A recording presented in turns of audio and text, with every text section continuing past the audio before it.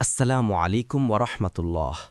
প্রিয় দর্শক, আশা করি আল্লাহ পাকের অশেষ রহমত দয়ায় আপনারা সকলেই অনেক ভালো আছেন। আর যে সমস্যায় আছি, দোয়া করি আল্লাহ রাব্বুল আলামিন আমাদের সকল সমস্যার উত্তম সমাধান করে দিক। চলুন শুরু করি আল্লাহর নামে। আজকে আমরা জানব সূরা বাকারার ৩৩ নং আয়াতের তাফসীরের বর্ণনা। ক্বালা ইয়া আদামু আনবিহুম বিআসমাইহিম فلما أنبأهم بأسمائهم قال ألم أقل لكم إني أعلم غيب السماوات والأرض وأعلم ما تبدون وما كنتم تكتمون।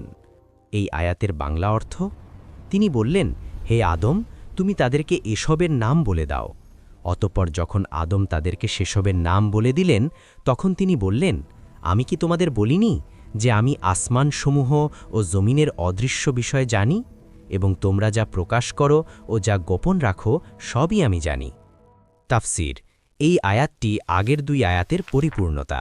৩১ নং আয়াতে হজরত আদম আলাইহিসসালামকে দেওয়া জ্ঞানের প্রকাশ করা হয়েছে, ৩২ নং আয়াতে ফেরেশতারা নিজেদের অজ্ঞতা স্বীকার করলেন, আর ৩৩ নং আয়াতে আল্লাহ সেই জ্ঞানের বাস্তব প্রয়োগ দেখালেন। এই আয়াতে মোট ৩টি গুরুত্বপূর্ণ অংশ রয়েছে। প্রথম অংশের তাফসীরে বলা হচ্ছে, ক্বালা ইয়া আদামু আনবিহুম বিআসমাইহিম, অর্থাৎ আল্লাহ বললেন, হে আদম, তুমি তাদেরকে এসবের নাম বলে দাও। এখানে আল্লাহ সরাসরি আদম আলাইহিসসালামকে নির্দেশ দিলেন যে জ্ঞান তাকে দেওয়া হয়েছিল তা প্রকাশ করার জন্য। এটি প্রমাণ করে জ্ঞান শুধু অর্জনের জন্য নয়, বরং যথাযথভাবে প্রকাশ ও প্রয়োগ করার জন্য।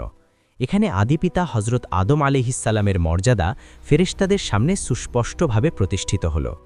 দ্বিতীয় অংশের তাফসীরে বলা হচ্ছে, ফালাম্মা আনবাআহুম বিআসমাইহিম, অর্থাৎ যখন আদম তাদেরকে নামগুলো বলে দিলেন, আদম আলাইহিসসালাম আল্লাহর দেওয়া জ্ঞানের মাধ্যমে সব কিছুর নাম ও পরিচয় বলে দিলেন।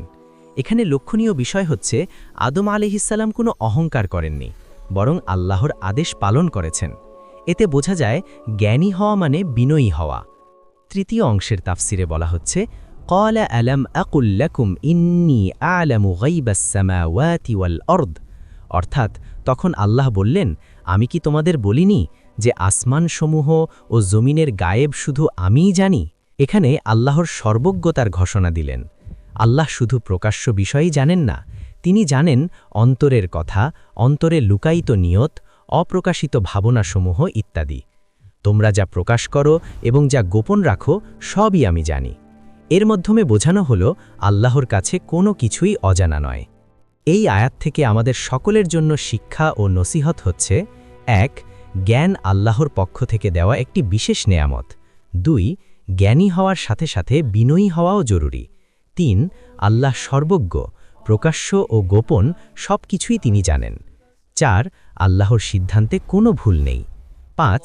মানুষের মর্যাদা তার ইলম ও আমলের উপর নির্ভর করে।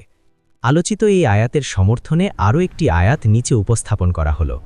সূরা আল হুজুরাতের ১৬ নং আয়াতে মহান আল্লাহ বলেন, নিশ্চয়ই আল্লাহ সব কিছু জানেন। সর্বশেষ কথা হচ্ছে, সূরা আল বাকারার ৩৩ নং আয়াত আমাদের শেখায়, আল্লাহ যাকে জ্ঞান দেন তিনি তাকেই মর্যাদা দেন, কিন্তু সেই জ্ঞান যদি বিনয় ও অনুগত্যে ব্যবহার না হয় তবে তা ধ্বংসের কারণও হতে পারে। আল্লাহ আমাদের সবাইকে ইলমের সাথে সাথে আমল করার তৌফিক দিন, আমিন। প্রিয় দিনী ভাই ও বোনেরা, ভিডিওটি ভালো লাগলে একটি লাইক দিন। নিয়মিত ভিডিও পেতে চ্যানেলটি সাবস্ক্রাইব করুন।